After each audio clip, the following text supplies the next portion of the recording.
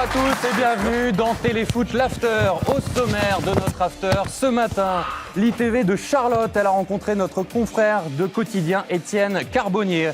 On vous avait présenté l'homonyme de Maxwell, le Brésilien, laisse un message à son homologue anonyme. Et puis les vacances approchent, on vous présente le tennis ballon. Vous pourrez y jouer sur la plage dans quelques jours. Au programme également la Minute Belge de Stéphane Powell, que vous pouvez applaudir. On est ravis de vous retrouver, Stéphane. Vous avez mis un super t-shirt. C'est la fête des papas. Eh oui. Voilà, bonne fête à tous les papas. Et un bisou aussi à Claude Puel, que vous connaissez bien. Ah, Claude Puel, moi, il le sait, ça le fait sourire. C'est le plus grand coach avec qui j'ai travaillé. J'en ai travaillé avec d'autres coachs. Et je le défends toujours quand il n'est pas là, donc j'en profite pour une fois que je suis en face de lui sur un plateau. Quel rôle, rappelez-le? J'étais un petit peu l'homme à tout faire hein, de Claude à Lille, mais team manager. Mais il a un mot pour Claude Puel, c'est le mot respect. Et quand on travaille pour lui, et d'abord il est dur au début, hein, il faut faire ses preuves. Et après, quand on a travaillé pour lui, après il vous le rend.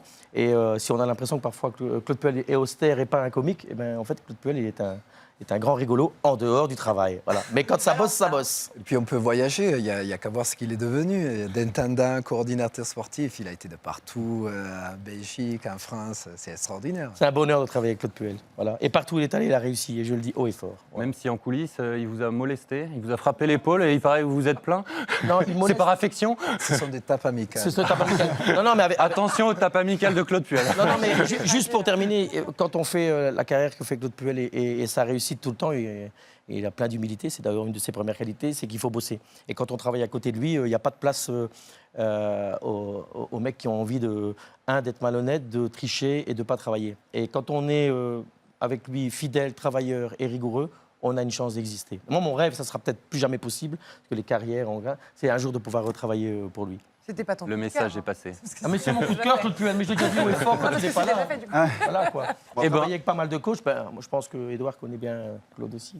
On est ravis de vous réunir pour cet after. En tout cas, on débute avec la Coupe des Confédérations qui a donc commencé hier. On en a parlé dans Téléfoot avec Grégoire Margoton. Notre sondage live du jour lui est consacré. Eh oui, qui va gagner la Coupe des Confédérations selon vous? 4 possibilités, l'Allemagne, le Chili, le Portugal ou une autre équipe en laquelle vous croyez. Je pense au Cameroun, au Mexique. Claude, selon vous, le favori? Allemagne, Chili, Portugal, une autre? L'Allemagne, toujours. Malgré son équipe bis? Oui. Portugal, sur la lancée de l'Euro, va faire quelque chose, je pense, d'intéressant également. Allemagne, parce qu'ils ont un collectif huilé, et puis s'ils ont une équipe B, c'est vraiment pour préparer la Coupe du Monde, donc elle est compétitive. Attention aux Chiliens. Stéphane.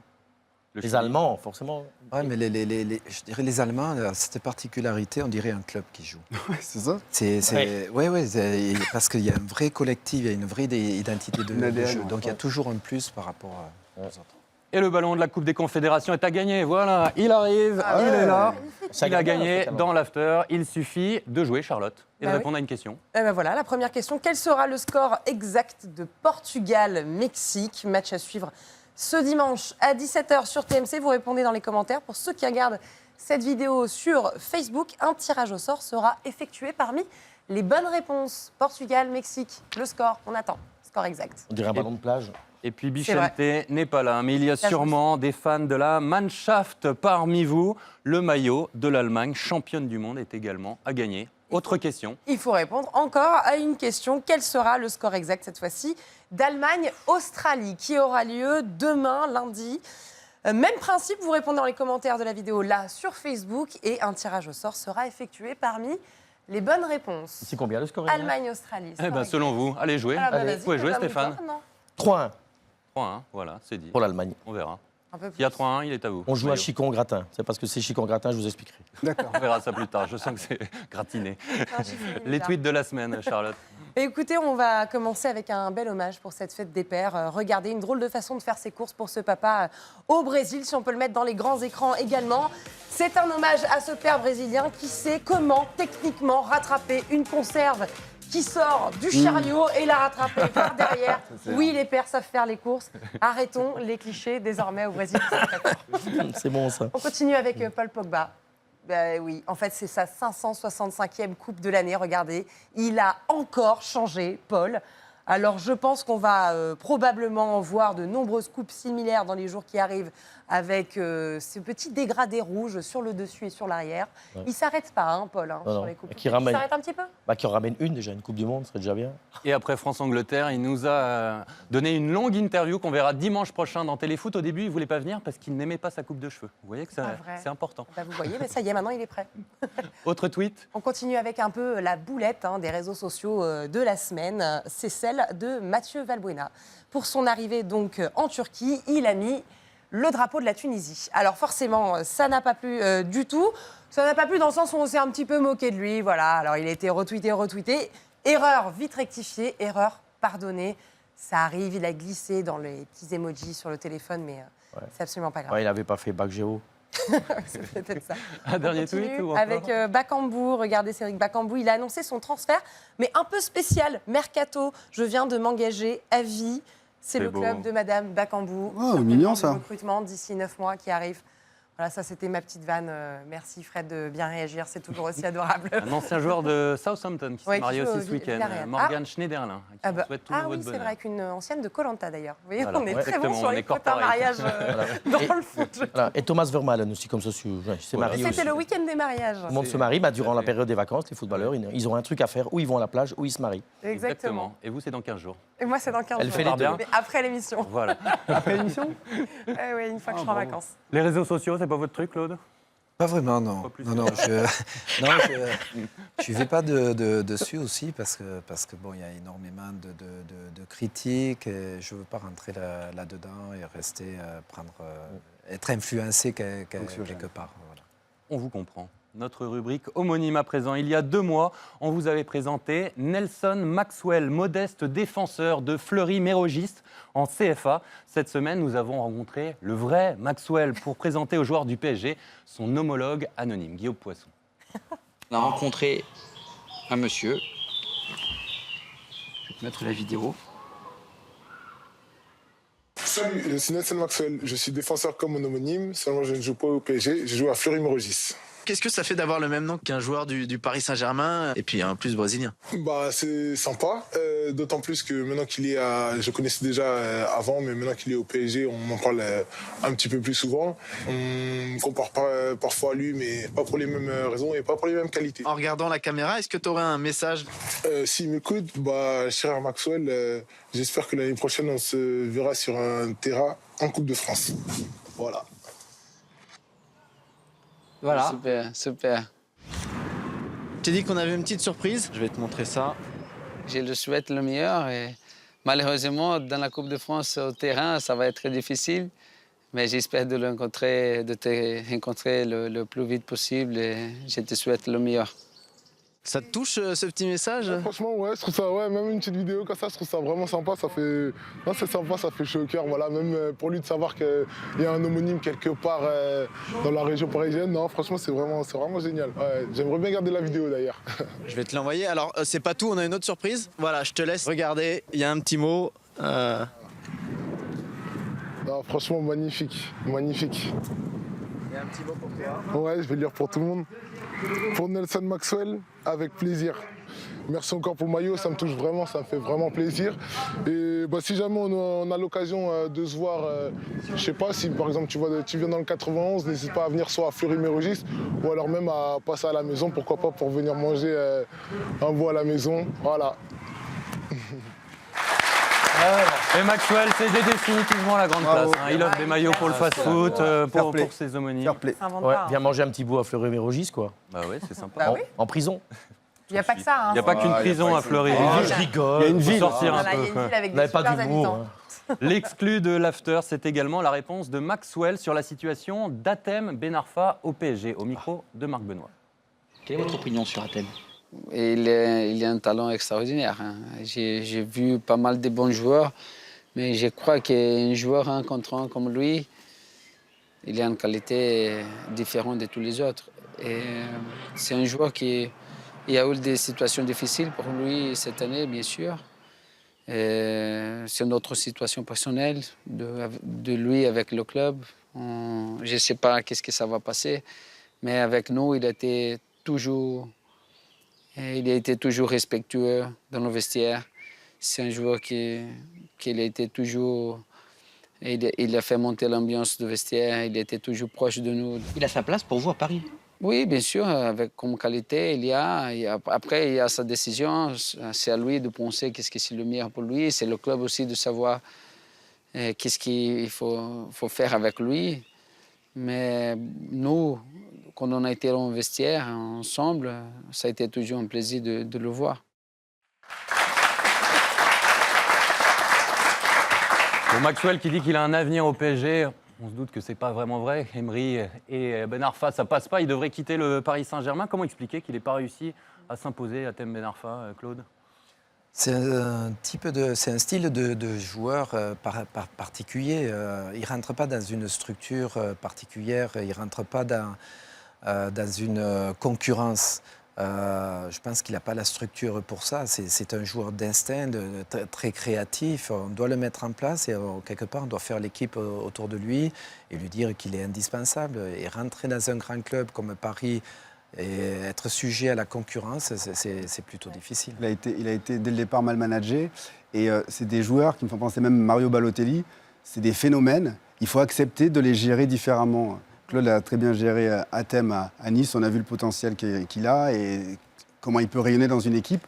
Et si on n'est pas prêt à assumer ça et à le gérer comme tel, ben, ça ne sert à rien. Ben donc l'erreur, elle est, pour les raisons que vous venez de dire tous les deux, l'erreur, elle est de pouvoir l'avoir recruté, quoi.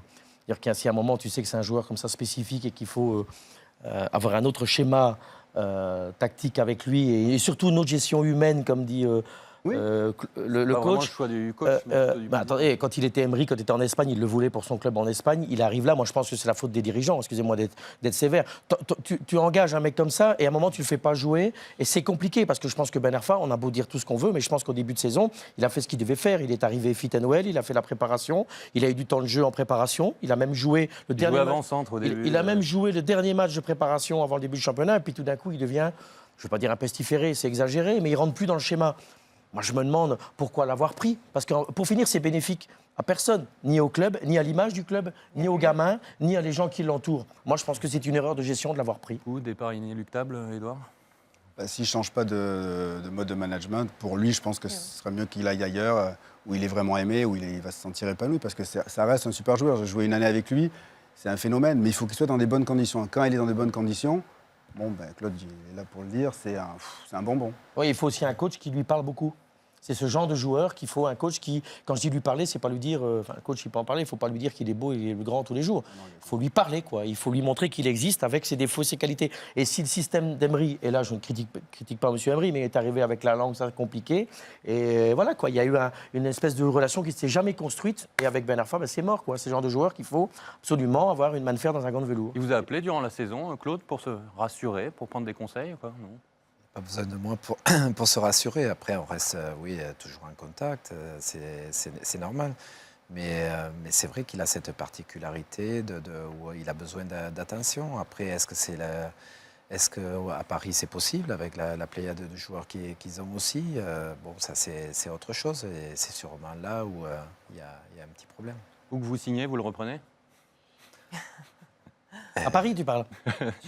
Non, j'ai dit. Non, mais bien sûr, s'il est sur le marché, mais maintenant il est, je dirais, avec un contrat, des émoluments, puis effectivement un gros contrat. Allez, on passe à la minute belge, qui est presque une minute italienne ce matin, mon cher Stéphane, car votre coup de cœur concerne voilà, Claudio Ranieri, son arrivée au FC Nantes. Je suis mitigé pour deux choses. Je sais que c'est pas un signal fort pour les entraîneurs français de prendre Ranieri, avec l'âge qu'il a. Mais il y a un truc qui me plaît, c'est que M. Ranieri, la même chose d'ailleurs avec Claude Puel, c'est qu'à un moment, on se rend compte que dans le football, malheureusement, on n'est pas toujours récompensé pour le travail qu'on fait. Et Ranieri, voilà, ses dirigeants ont décidé de s'en séparer alors qu'il était champion avec Leicester, avec une équipe qui n'était quand même pas la candidate au titre. Et il se retrouve sans rien. Je trouve que c'est une bonne idée pour un club comme Nantes, en termes d'image et pour redorer le blason de Nantes, d'avoir un entraîneur de ce calibre-là, surtout avec le mauvais plan que vient de faire Sergio Conceição. Maintenant, on verra dans la durée, mais moi, j'aime bien de voir et c'est pas du chauvinisme de voir des coachs français à la tête des clubs français, mais apparemment, il y a la mode aux étrangers. Mais M. Ranieri, quelqu'un qui mérite le respect. Donc, je pense que pour un club comme Nantes, c'est une bonne idée. Voilà. J'aurais bien aimé voir Claude Puel à Saint-Etienne ou à Nantes dans ces clubs-là, mais c'est M. Ranieri. Qu'est-ce que vous en pensez de ce choix du FC Nantes? Je n'ai pas de commentaire particulier. Après, c'est un grand entraîneur qui a connu l'Europe entière. C'est un challenge. C'est bien pour Nantes parce que c'est un renom. Et puis, je trouve que le Ranieri, il a entraîné d'illustres clubs. Non pas que Nantes ne soit pas un grand club, mais c'est une vraie opportunité pour les Nantais. Il peut faire une Leicester avec Nantes? Je pense que quand Kita va le chercher, c'est justement pour ça, comme Vladimir Kita est quelqu'un d'exubérant, oui, il va chercher pour tenter le coup. Mais je trouve que c'est intéressant qu'un entraîneur comme ça, avec le pedigree qu'il a, accepte le challenge de Nantes, parce que ce n'est pas un challenge facile à relever. Mais c'est tant mieux pour la moi, je trouve. Mais avec Kita, Ranieri, ça peut être un animal Leicester. Vous comprenez? Ouais, magnifique. J'avais envie. Ouais. Leicester. Vous en Ça avait foutez, passé. Mais personne n'a compris. hein. Personne n'a compris.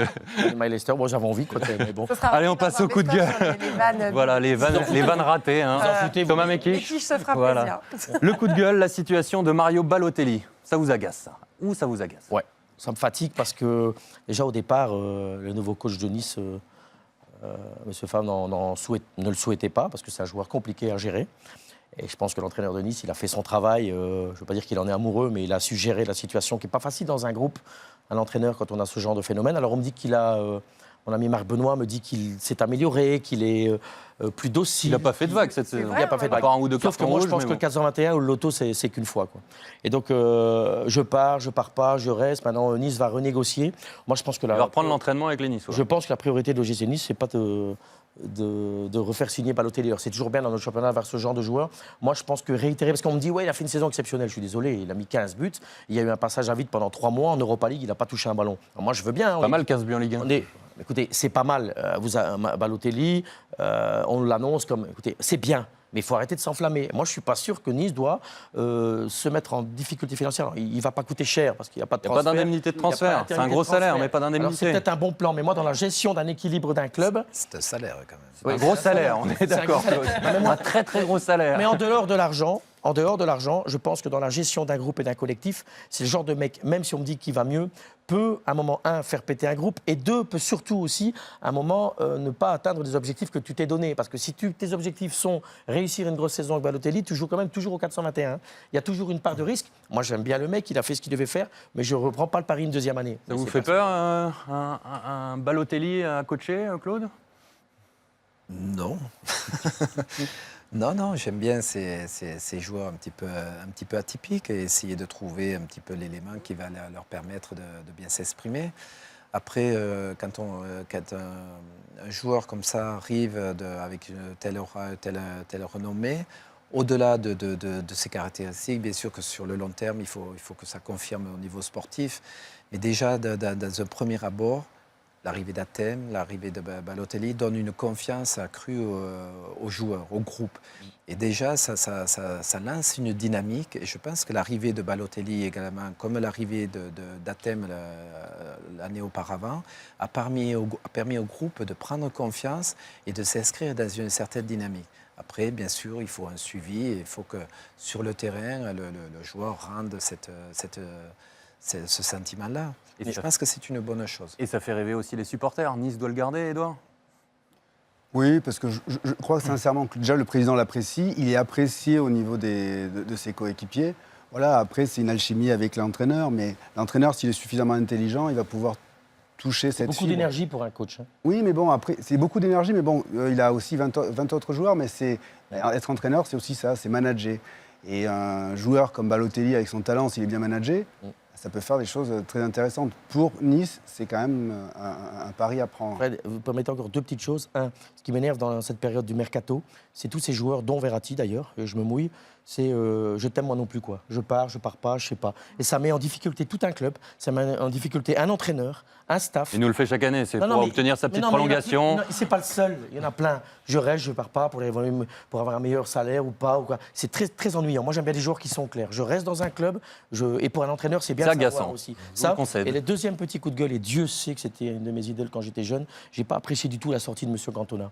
Je pense qu'il faut respecter le sélectionneur qui est en place. Je vous le dis parce que ça m'a gonflé. Et Dieu sait que j'aime Cantona. Il y a un moment, Didier Deschamps, il est en place. À l'époque, on a tué Aimé Jacquet. On attendra la finale de la Coupe du Monde pour juger M. Deschamps. Je trouve ça insupportable que chaque fois on remet en question parce qu'il perd une rencontre, quoi. Et le foot, c'est tellement facile. On va en Suède. Rappelez ce qu'il a dit, Eric Cantona. Parce qu'on s'y perd, il dit beaucoup de choses, Eric Cantona. Et Cantona, je pense qu'il a une dent contre Deschamps. Mais qu'est-ce qu'il a dit là, cette déclaration qui a échappé peut-être à certains de nos téléspectateurs? Il a dit que c'était un comptable, c'est ça? Un comptable, oui.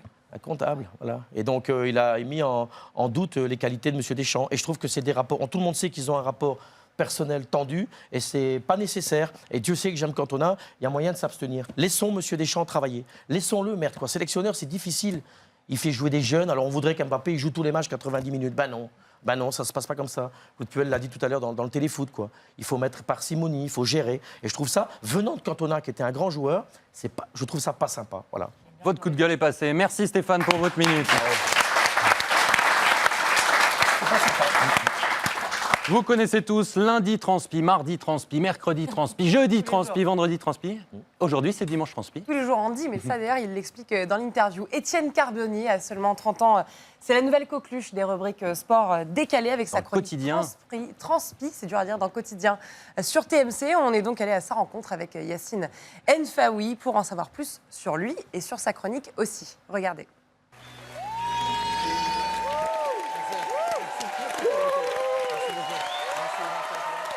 On aimerait bien savoir comment tu es arrivé là, ici, à Quotidien. À Quotidien? Ouais.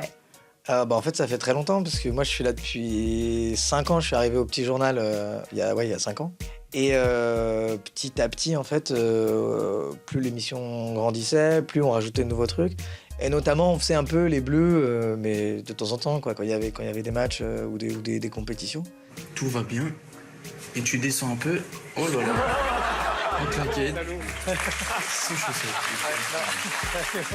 Finalement, cette année, comme ça grandissait encore, on s'est dit pourquoi pas faire un truc tu vois, de sport et puis toujours avec l'esprit, tu vois, en gardant l'esprit qui était celui de l'émission, c'est-à-dire de faire un truc où on parle de tous les sports, de tout et n'importe quoi.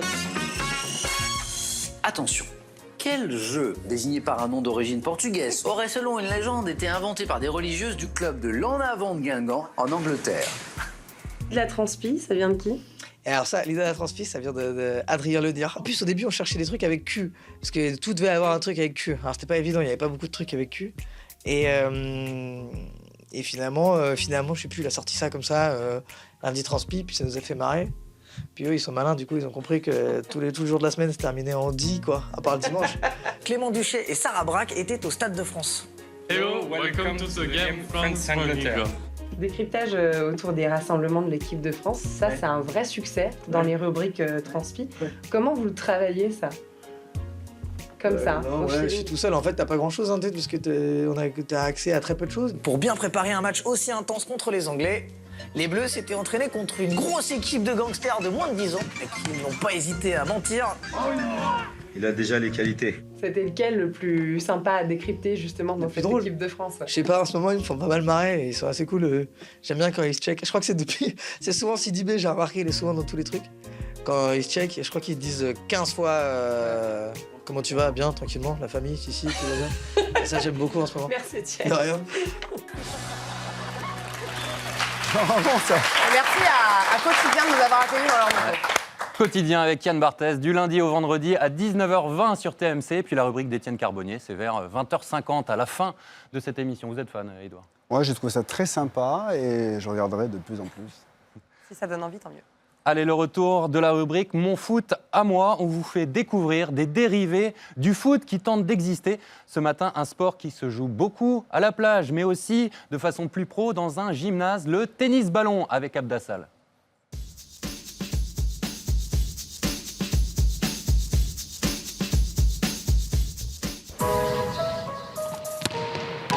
Classique jeu de plage ou de fin d'entraînement, le tennis-ballon est désormais un sport comme les autres. Alors le tennis-ballon, c'est un sport à part entière qui ressemble au football. On y joue avec les pieds, on renvoie le ballon par-dessus le filet de tennis et ça se joue sur un terrain de volley. Et le tennis-ballon attire des joueurs de tout âge, avec un seul point commun, la passion du ballon rond. Nous, on est une équipe de quarantaine. 40, 46 et 43 ans. On peut être petit, grand, maigre, gros, ça ne veut rien dire. On peut s'adapter à tout style de jeu. L'avantage de ce sport, c'est qu'il n'y a pas de limite de catégorie. Donc ça permet justement de pouvoir jouer père-fils et de se régaler. Hein. Près de 500 licenciés en France s'affrontent régulièrement en compétition simple, double ou triple avec des règles précises qui imposent une certaine aisance technique. Alors là, aujourd'hui, on est en double, c'est 1 rebond et 3 touches. Il est interdit de jongler. En simple, c'est 1 rebond et 2 touches. Et en triple, le terrain est un peu plus grand et c'est 1 rebond et 3 touches également. Et quand la technique est maîtrisée, le tennis-ballon devient vite un sport spectaculaire avec pour chaque équipe son geste préféré ou son attaque favorite. La passe, voilà, la plus précise possible, ça va être l'intérieur du pied. Même l'attaque, on cherche vraiment des zones précises avec de la puissance. On arrive à accumuler avec l'intérieur du pied. Ensuite, on a 2 écoles. Soit on est souple et on va faire un smash de volley avec la jambe, soit c'est des retournées acrobatiques pour aller toujours la chercher le plus haut possible et vraiment la planter dans le sol.